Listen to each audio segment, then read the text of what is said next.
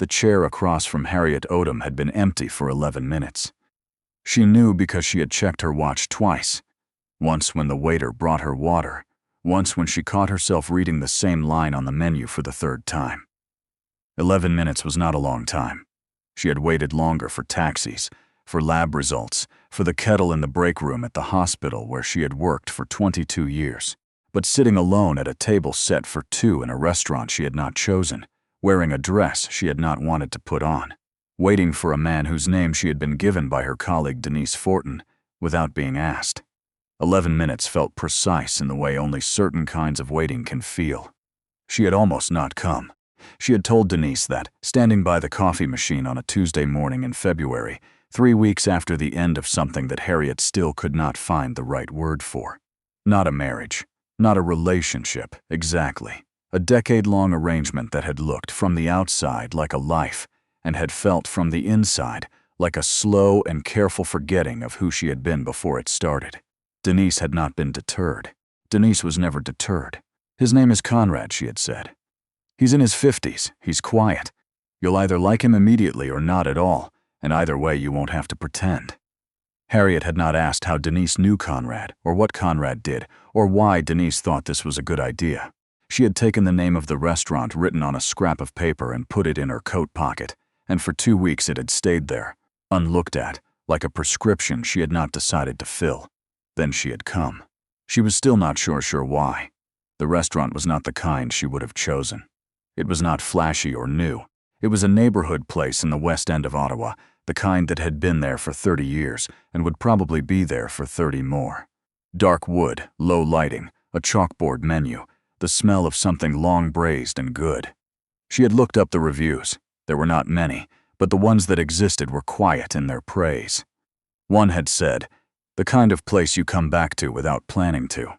She had thought that was either a recommendation or a warning. She was still thinking about it when the door opened. He did not look like someone who had been rushing. He did not look apologetic either. He looked like a man who had come in out of the cold and was taking a moment to get his bearings, coat still on, wool cap pulled off and folded into his pocket in one motion, eyes moving across the room without hurry. When they found her, he nodded once. A small, certain nod, like he had confirmed something he had already suspected. He came to the table without weaving. He set his cap on the empty chair beside him and sat down. "I'm Conrad Thiessen," he said. "I'm sorry I'm late." The apology was not elaborate. There was no traffic cited, no explanation offered. Just the acknowledgement, direct and without decoration, and then he picked up the menu and looked at it. Harriet watched him for a moment. "Harriet Odum," she said. "I know," he said. "Denise described you. What did she say?" He looked up from the menu. His eyes were gray, she noticed. Not pale gray, the gray of lake water before rain. She said you were the most competent person she had ever worked with and that you hadn't laughed at anything in 6 months. He paused. She said it like both things were related. Harriet felt something move in her chest. Not warmth exactly. Something more like recognition. She wasn't wrong, Harriet said. About which part? Either. He looked back at the menu. The waiter came, and Conrad ordered a beer without looking up, and Harriet ordered another glass of wine, and for a moment they sat in the particular silence of two people who are both waiting to find out what kind of evening this is going to be. Conrad was not what she had expected.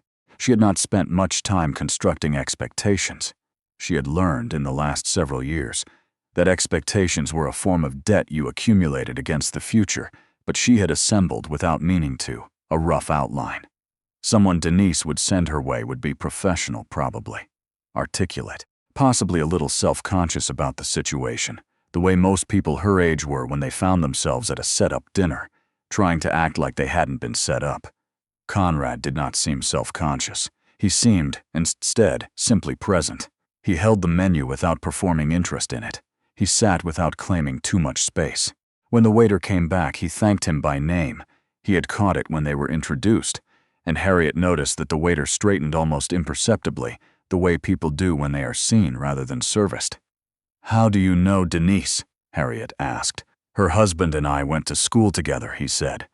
"A long time ago. We've stayed in touch. She didn't tell me anything about you." "She told me," he said. "She said you'd prefer to draw your own conclusions. That was also accurate. and it made Harriet briefly uncomfortable in the way that accuracy often did. "Is that a problem?" she asked. "No," he said. "I draw my own conclusions too. The food came, and they ate, and the evening arranged itself differently than she had anticipated. She had expected, in the back of her mind, the kind of conversation that felt like an interview, the methodical exchange of credentials, the careful negotiation of what each person was looking for, the implicit audition that she had heard about from friends who had been doing this longer than she had. She had been dreading it with a specific and familiar dread, the same way she dreaded certain kinds of paperwork. Instead, Conrad talked about a boatyard. Not at length and not without prompting. She had asked because the question came naturally, what kind of work he did, and he had said, "I restore old boats." Just that. Not I'm in marine restoration or I run a restoration company or anything that would have made it sound more than it was or less than it was. Just the work stated plainly. She had asked how long. 23 years, he said. I fell into it. I was an engineer before that, structural, and I was doing some work on a boathouse on the St. Lawrence, and the owner had a 1962 Chris Craft that had been sitting under a tarp for 15 years. He asked if I had any ideas. I had some ideas. And then I had a problem. What kind of problem? The kind where you realize you'd rather be doing the thing you just started than the thing you've been doing. She understood that in a way she hadn't expected to. Not the boats, she knew nothing about boats, but the architecture of the sentence, the particular shape of a life that pivots around a single accidental discovery.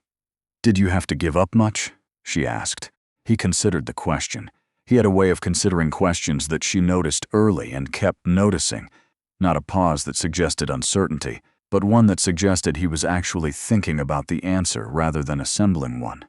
"A certain version of what I thought I was supposed to be," he said, "but I hadn't been very attached to it." He took a drink of his beer. "You're a doctor." It was not a question. "Yes," she said. "Respirologist. I'm at the Civic." Denise said, "You're very good at it." Denise is generous. "She's not, actually," he said. "That's one of the things I like about her." Harriet almost smiled. She felt the edge of it, the pull of a smile, and then it was gone, but not in the way it had been going lately, not with the hollow feeling of something extinguished. It felt more like a word she had almost remembered. The restaurant grew quieter around them. They had arrived in the middle of the dinner rush, and now it had thinned. The tables around them either empty or occupied by couples who had been sitting long enough that conversation had become optional. The candle between Harriet and Conrad had burned down a centimeter. She had forgotten about her coat. She had draped it over the back of her chair when she arrived, with the specific and private intention of keeping it there. Ready to leave, ready to end the evening at the first sign that it was what she expected it to be. She had not moved it to the coat rack. She had not taken it off and set it aside. She had kept it exactly where it was, accessible, the collar just touching her shoulder. She noticed somewhere around the second glass of wine that her hand was no longer resting near it. "Can I ask you something?" she said. "Go ahead." Denise said, "You were quiet." She said it like she meant it as a reassurance. He looked at her steadily. "And? I'm wondering if she thought that was what I needed, or if she thought it was what you needed." Something shifted in his expression. Not much. A small rearrangement, like a word reconsidered before it was spoken. "I think," he said, "she thought it was what the conversation needed. Someone who didn't need to fill it." Harriet looked at him. "She told you about Marcus," she said. "It was not really a question. She told me you'd been with someone for a long time, and that it had ended, and that you'd been very quiet about it ever since, in a way that worried her." He set down his glass. "She didn't tell me details. I didn't ask for them." The right response would have been polite, she thought. Would have been a small acknowledgement, a redirect, a careful steering towards safer terrain. She had spent a significant portion of the last 8 months doing exactly that with everyone who had tried to ask. Instead, she said, "He wasn't quiet." He was very good at filling rooms, meetings, dinners, conversations. He was good at that, and for a long time I thought I was the problem, that I was the one who had nothing to add. It took me a while to understand that he was filling the room because he needed it full. Not for other people, for himself. She had not said that out loud before. Not to Denise, not to her sister, not to the one session with a therapist she had attended and then not returned to. She had thought it in her car, in the parking garage at the hospital, on 3 separate occasions. She had thought it at a volume that surprised her each time. But she had not said it. Conrad did not respond immediately. He did not say that must have been hard or I understand, or any of the things that people said when they did not know what else to say and needed to say something. He sat with it for a moment the way you sit with something true that is not yours to comment on. Then he said, "I have a daughter." The change of subject was not a dismissal. She understood that without being told. It was an offering. "How old?" she asked. 26. Her name is Beth. She works in Montreal, does something with urban planning that I understand in concept but not in detail. There was something in his voice when he said it.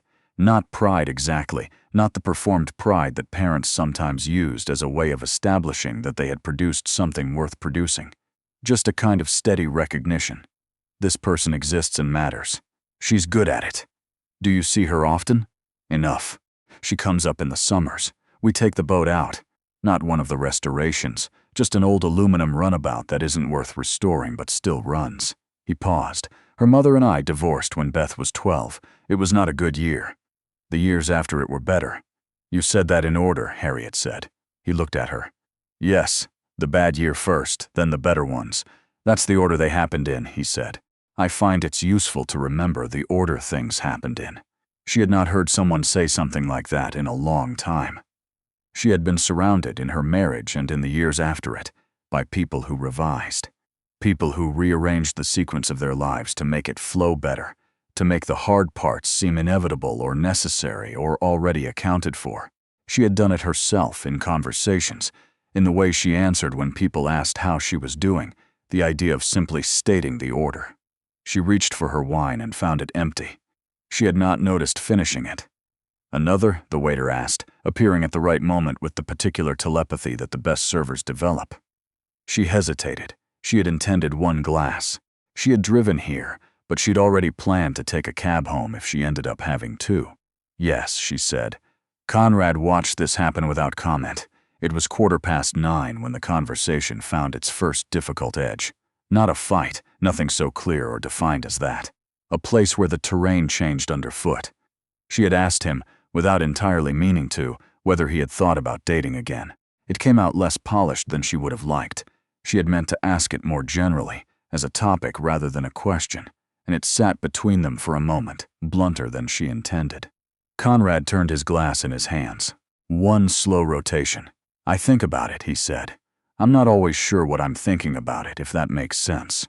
Whether I'm thinking about the idea of it or the actual reality of someone new in my life. He looked up. Those are different things. They are, she said. You're thinking about it too. I'm apparently doing it, she said. Whether I'm thinking about it is less clear. He almost smiled. She saw it, the same way she had almost smiled earlier, the almostness of it, the gesture made and then made quiet. She found herself cataloging these near expressions the way she cataloged clinical findings, not because she planned to do anything with the information, but because she was built, by training and by nature, to notice things. Denise said you were cautious, he said. Denise talks a great deal. She also said you were right to be cautious, and that the caution had become its own kind of problem. Harriet set her glass down. She said that, not in those words. What words? He was quiet for a moment. Then she said you'd built something very solid, and that solid things sometimes become walls without you noticing. The accuracy of it was not comfortable. It was the kind of thing that was true in a way that you knew in your body before your mind agreed to it. She felt it land somewhere just below her sternum, a small, specific pressure. She's not wrong, Harriet said. Again, no, he said. I've got my own walls. I'm not saying it as a criticism. I'm saying it because you look like someone who just had something confirmed that she'd been hoping wasn't true. She looked at him across the table. The candle between them had burned lower. At some point she could not have said when. The restaurant had become almost entirely theirs. 2 other tables remained occupied. The ambient sound had softened. The waiter had stopped by twice in the last half hour and been waved off with small gestures that both of them had made without conferring. Can I ask about the restoration work? She said. Not to change the subject. All right. What does it feel like when something comes back? He considered this with the same unhurried attention he gave everything. Like confirmation, he said finally. Not surprise. More like, you knew it was in there. The original thing. You knew it hadn't gone anywhere, it was just covered or damaged or neglected, and your job was to get back to it. He turned the glass again. The boats people bring me have usually been sitting for years, sometimes decades, and people look at them and think they're gone. They're not gone. They're just waiting for someone to take them seriously. She was quiet. He noticed. That's an analogy I didn't intend, he said. I know, she said. I know you didn't. But she had received it anyway. The check came without being asked for, which was the mark of a restaurant that understood its own rhythm. Conrad reached for it. Harriet reached for it too, and there was a moment, brief, specific, uncomplicated, where they both had a hand near the small tray. Let me, he said. She withdrew her hand, not because she felt she had to, because there was something in the directness of it. Let me, not I insist or please or don't worry about it, that made it easy to accept. She put her coat on while he was dealing with the bill. Not because she was in a hurry, because there was a version of the next few minutes that she could see clearly from where she was sitting. The offer, the polite exchange, the pleasant ending on the sidewalk, the cab home, the evening folding neatly into the past. Safe, finished, requiring nothing further. She was putting her arms through the sleeves when Conrad came back to the table. He picked up his cap. He looked at her. There's a place around the corner that does good tea, he said. They're open for another hour, if you're not in a hurry. He did not say if you want or you don't have to or anything that would have made it easier to decline. He just extended the possibility plainly and waited. She had the coat on now, both arms through, the buttons within reach. She left them undone. All right, she said. He nodded once, the same small certain nod as when he had first seen her across the room. She did not know what it meant exactly. She suspected it was just the way he acknowledged things. Events, answers, the basic and sufficient fact of what was happening. They walked out into the February air, which was colder than when she had arrived. The street was quieter. The snow from earlier in the week was still on the ground, pocked and gray at the edges but white in the patches where it hadn't been walked on. Conrad walked on her left, at a pace that matched hers without being calculated, and she noticed he didn't put his hat on until they reached the corner. The tea place was small. 6 tables, worn tile floor, a case of pastries in varying states of remaining. A young woman behind the counter who greeted Conrad by name. Harriet noted this but said nothing. They sat. The tea came and it was very good. She had not expected it to be very good. She had expected the kind of tea that was a pretext for sitting rather than a thing in itself, and she wrapped both hands around the mug the way she had not let herself wrap her hands around anything in a long time. The warmth of it was straightforward and simple, and she sat with it without analyzing it. How long were you married? She asked. Not because she had been building toward it, because it was the next thing. 8 years, he said. We weren't bad together for most of it. We just wanted different things and didn't figure that out soon enough to save either of us the trouble. Do you regret it? No. Beth exists. He said it simply. Not as a consolation, as a fact that organized everything else around it. What about you? 11 years, she said. Not married, but effectively. She paused. I regret some of it. I don't know yet how much of it I regret and how much of it I just don't understand well enough yet to know what I feel. That's honest, he said. It's the most honest I've been about it to someone who isn't me, she said, which is strange to say on a blind date. Maybe it's easier with strangers, he said, maybe. Or maybe it's easier with people who don't seem to need you to be fine. He looked at her, and in the low light of the tea place, warm, quieter even than the restaurant, the young woman now wiping down the counter with her back to them. She thought that she had been right in the restaurant, when she had caught herself wanting to know what he was thinking. She still wanted to know, but less urgently than before. There was something in the sitting together, in the warmth of the mugs and the worn tile and the quiet, that felt like information enough for now. Beth calls me every Sunday, he said after a while. She doesn't always have a lot to say. Sometimes she calls while she's doing something else, and we talk for 20 minutes about nothing in particular. But she calls. He held his mug in both hands, mirroring her without meaning to. That was not always true.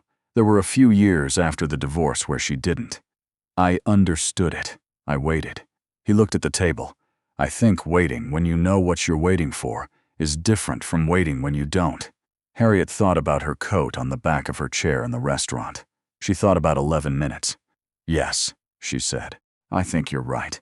It was not late when they left. just past 10, which would have felt early for dinner on a different kind of night, and which tonight felt like exactly the right amount of time. The street was quieter still. A few people moved along the sidewalk with the particular purposefulness of people who were cold and knew where they were going. Conrad pulled on his cap. "I go that way," he said, gesturing east toward Elgin Street.